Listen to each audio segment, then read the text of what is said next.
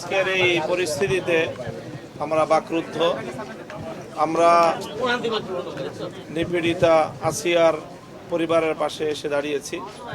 তার মা বারবার মূর্ছা যাচ্ছে এবং হুঁশ ফেরার পরে একই কথা তার মায়ের মুখে উচ্চারিত হচ্ছে যে অপরাধীদের দ্রুত সময়ের বিচার যেন হয়।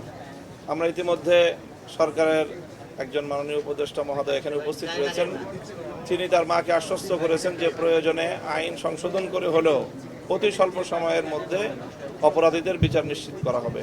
এখানে শুধু ধর্ষণ কাণ্ডই সংগঠিত হয়েছে তা নয়, বরং তার সঙ্গে যে নির্মমতা এবং পরিকল্পিতভাবে তাকে যে হত্যা করার যে কার্যক্রম, সেই হত্যার অপরাধও এখানে সংগঠিত হয়েছে। কাজেই এই জায়গাটায় আমাদের আবেগ তো এটাই ছিল যে ধর্ষিতা নিহত আমাদের বোন আসিয়ার তার দাফন হওয়ার আগেই এই খুনি ধর্ষকদের বিচার কার্য সম্পন্ন হওয়া, এটাই ছিল আমাদের আবেগ।